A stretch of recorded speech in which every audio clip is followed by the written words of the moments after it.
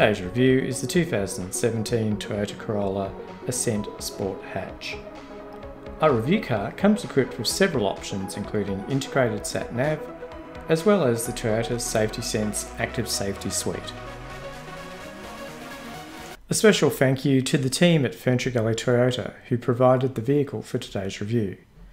For more information about the dealership, including contact details and current inventory, please visit their website, which is linked in the description below. Toyota has been building Corollas for some 50 years and have sold over 40 million units in that time, making the Corolla the best-selling model ever in automotive history. The current iteration of the Corolla, the E170, is the 11th generation of the Corolla and was launched into the Australian market in February 2014. At the time of this review, the Corolla is the top-selling passenger vehicle in the Australian market. The exterior styling of the Corolla hatch is sleek and sporty. The sharply raked bonnet, combined with the wide headlights and extraordinarily narrow upper grille, further enhance the Corolla's sporty good looks. The Ascent Sport hatch features halogen projector headlamps, which are also fitted to the Ascent and SX model variants, and fog lights in the lower grille. The higher spec LED headlamps and LED daytime running lamps are reserved for the top of the range Corolla ZR and the hybrid hatch. The rear styling of the Corolla hatch is more conservative. Whilst the practicality of the hatchback shape is undeniable, I feel it is always more challenging for designers to come up with an eye-catching design, particularly at the price point of this market segment. Certainly, where the Ascent hatch design does excel is in aerodynamic performance. With a drag coefficient of just 0.3. This contributes in no small degree to the Corolla's excellent fuel economy. The Ascent Sport's mirrors are body-coloured and electrically adjustable.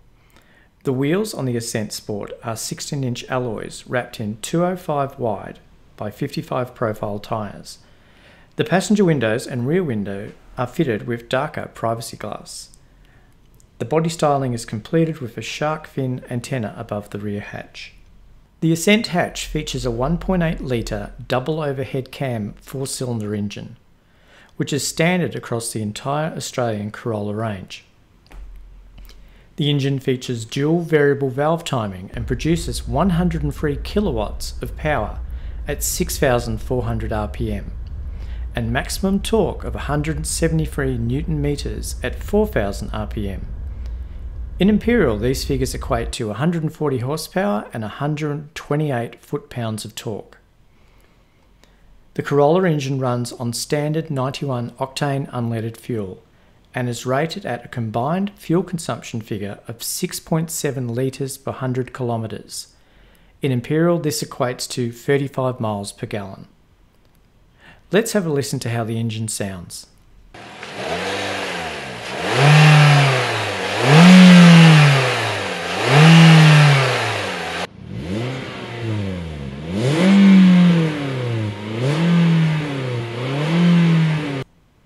The Corolla is a front-wheel drive and delivers its power to the front wheels via a standard 6-speed manual transmission or, as fitted in our review car, an automatic CVT transmission. The Ascent hatch has a curb weight of 1,290 kilograms. The Corolla's fuel tank capacity is 50 litres, which gives the Corolla a theoretical range of 746 kilometres on a single tank, using a combined fuel consumption figure of 6.7 litres per 100 kilometres. Now, assuming you go to the petrol station at about a quarter tank, the cost to fill up would be less than $50, which is decently cost effective. The brakes are 275mm ventilator discs on the front, with 259mm solid discs at the rear. The front suspension is independent McPherson struts, and the rear is semi-independent torsion beam. The driver's console in the Corolla hatch has been designed to be both stylish and practical, with the wide sweeping design of the instrument panel providing an uncluttered view of the driver's instrumentation. Whilst there is no digital speedo, the centrally located speedometer is clear and easy to read.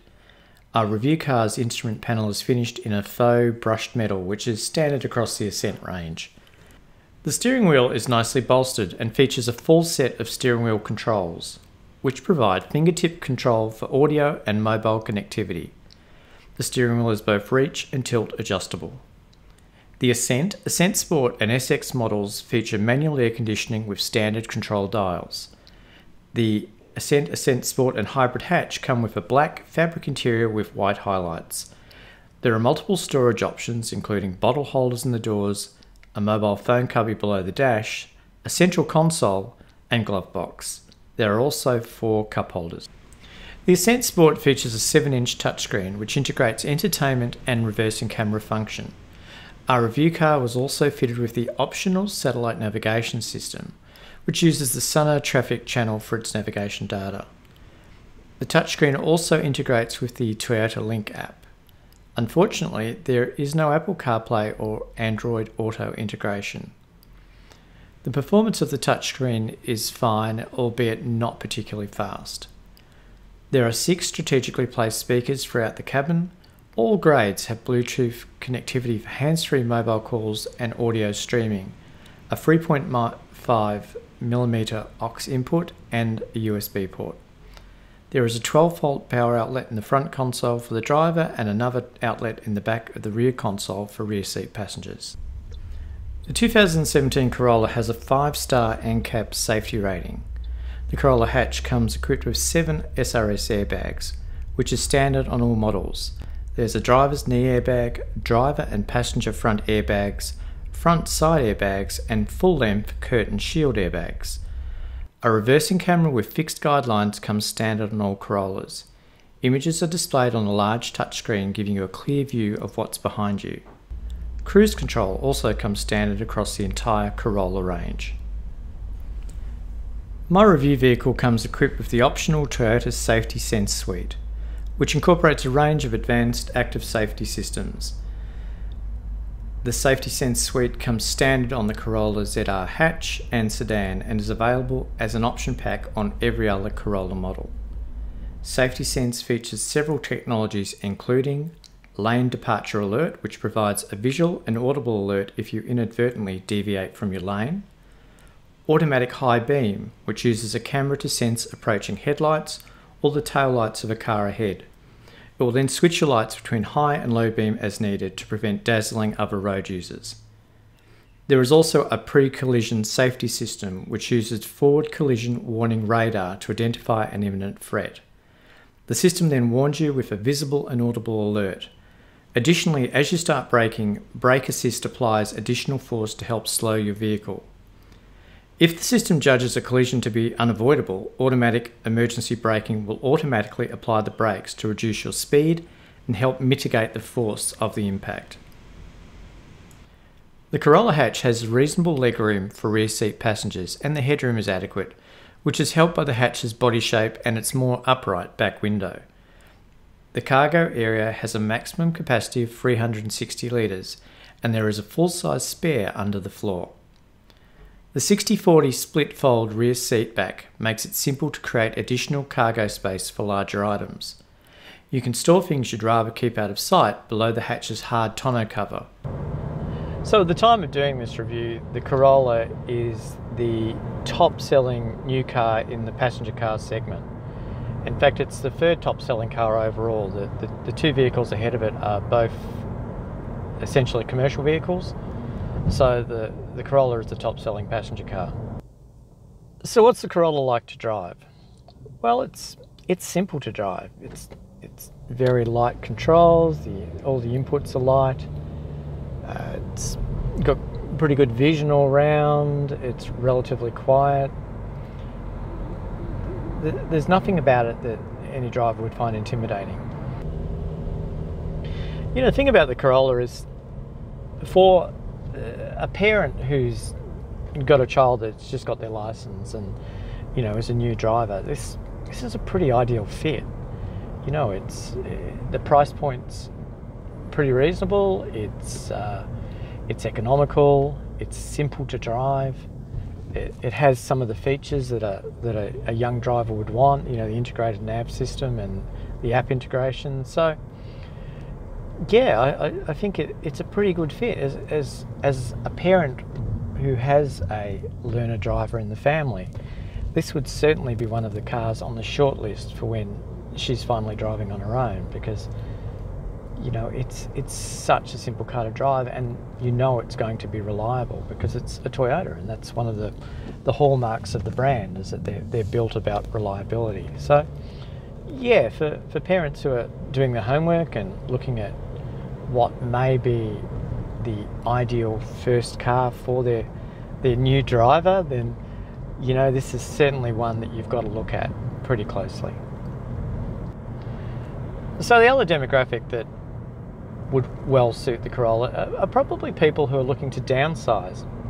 A lot of people in that position where they've got a family SUV and the family's moved out, and what's a car that fits the bill? They don't necessarily need the size of the SUV, and they would like something a bit smaller, more economical, and the Corolla is probably a pretty good fit. It's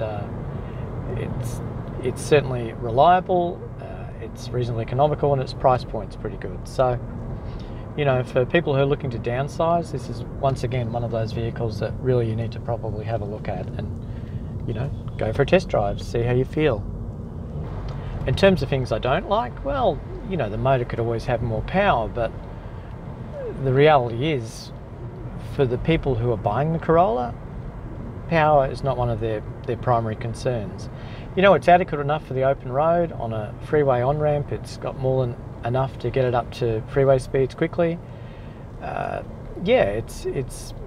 It's always going to be a trade-off between power and economy, and I think the Corolla will err on the side of economy because that's the target demographic that are going to buy it.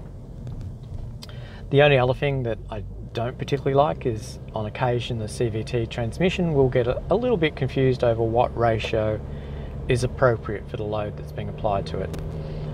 Once again, I'm a car guy, and I tend to notice things like that. Most people that buy a Corolla will never notice the CVT might be in the wrong ratio for what's actually the load it's being placed under. The small passenger cars category in Australia is extraordinarily competitive, with the Toyota Corolla currently the market leader. Its two nearest competitors are the Mazda 3 and Hyundai i30, who are pretty much neck and neck in second place. I'll endeavour to review both competitors in the coming weeks, so make sure and subscribe, and remember to click the bell icon to enable notifications.